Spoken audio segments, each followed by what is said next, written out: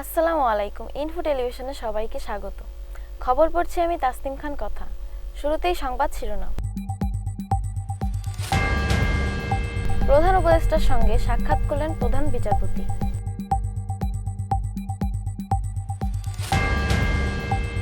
অনেক ষড়যন্ত্র চলছে, অদৃশ্য শক্তি কাজ করছে বলেছেন তারেক রহমান।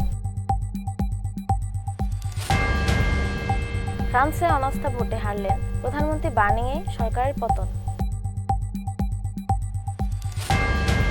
সাদমান মিরাজের স্লেজিং করে শাস্তি পেলেন দুই উইন্ডিজ ক্রিকেটার। অন্তর্বর্তীকালীন সরকারের প্রধান উপদেষ্টা ডক্টর মোহাম্মদ ইউনূসের সঙ্গে সাক্ষাৎ করেছেন প্রধান বিচারপতি সৈয়দ রেফাত আহমেদ। অন্তর্বর্তীকালীন সরকারের প্রধান উপদেষ্টা ডক্টর মোহাম্মদ ইউনূসের সঙ্গে সাক্ষাৎ করেছেন প্রধান বিচারপতি সৈয়দ রেফাত আহমেদ। বুধবার 4 ডিসেম্বর রাষ্ট্রীয় অতিথি ভবন যমুনায় এ সাক্ষাৎ হয়েছে বলে প্রধান উপদেষ্টার প্রেস উইং থেকে জানানো হয়েছে প্রধান উপদেষ্টা অধ্যাপক মোহাম্মদ ইউনূসের সঙ্গে সৌজন্য সাক্ষাৎ করেন প্রধান বিচারপতি সৈয়দ রেফাত আহমেদ। অন্তর্বর্তী সরকার ক্ষমতা গ্রহণের পর এটিই ছিল প্রধান উপদেষ্টা ও প্রধান বিচারপতির মধ্যে প্রথম ওয়ান-টু-ওয়ান সাক্ষাৎ। তারা প্রায় 1 ঘণ্টা কথা বলেন। বিএনপির ভারপ্রাপ্ত চেয়ারম্যান তারেক রহমান বলেছেন, কেউ যদি মনে করেন আমাদের রাজনৈতিক প্রতিপক্ষ আমরা যাদের ভাবতাম তারা মাঠে নেই বা দুর্বল, আল্লাহর হস্তে এ কথা মন থেকে সরিয়ে দিন।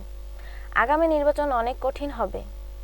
যদি আমাদের রাজনৈতিক প্রতিপক্ষ মাঠে থাকতো বা থাকতে পারত, সেক্ষেত্রে নির্বাচন যতটা কঠিন হতো তার চেয়েও আগামী নির্বাচন আরও কঠিন হবে। এখানে অনেক ষড়যন্ত্র চলছে, অনেক অদৃশ্য শক্তি কাজ করছে। বুধবার 4 ডিসেম্বর বিকেলে নগরীর ইঞ্জিনিয়ার্স ইনস্টিটিউট মিলনায়তনে রাষ্ট্রকাঠামো মেরামতের 31 দফা ও জনসম্পৃক্তি বিষয়ে চট্টগ্রাম বিভাগীয় প্রশিক্ষণ কর্মশালার সমাপনী অধিবেশনে ভার্চুয়ালি যুক্ত হয়ে তারেক রহমান এসব কথা বলেন।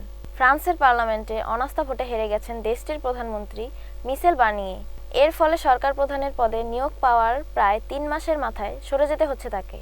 শিগগিরই তিনি প্রেসিডেন্ট ইমানুয়েল ম্যাক্রোর কাছে পদত্যাগপত্র জমা দেবেন বলে ধারণা করা হচ্ছে। বৃহস্পতিবার 5 ডিসেম্বর এক প্রতিবেদনে এই তথ্য জানিয়েছে ব্রিটিশ সংবাদ মাধ্যম বিবিসি। ব্যাট বলে দাপট দেখিয়ে জ্যামাইকা টেস্টে ওয়েস্ট ইন্ডিজকে হারিয়েছে বাংলাদেশ।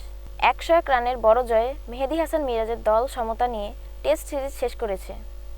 যদিও ম্যাচটিতে বাংলাদেশি ব্যাটারদের স্বাগতিক ক্রিকেটারদের পক্ষ থেকে তীব্র বিরূপ মন্তব্যে জর্জরিত হতে হয়েছিল, যা নিয়ে বারবার ক্যারিবীয়দের সতর্ক করতে দেখা যায় আম্পায়ারদের।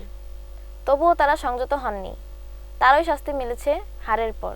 দ্বিতীয় টেস্টে আচরণবিধি লঙ্ঘনের দায়ে ওয়েস্ট ইন্ডিজের পেসার জেইডেন সিলস ও কেভিন সিনক্লেয়ারকে জরিমানা করেছে আইসিসি। বিশ্ব ক্রিকেটের নিয়ন্ত্রক সংস্থাটি আজ বুধবার এক বিবৃতিতে এই তথ্য জানিয়েছে। এতক্ষণ ইনফো টেলিভিশনের সাথে থাকার জন্য ধন্যবাদ।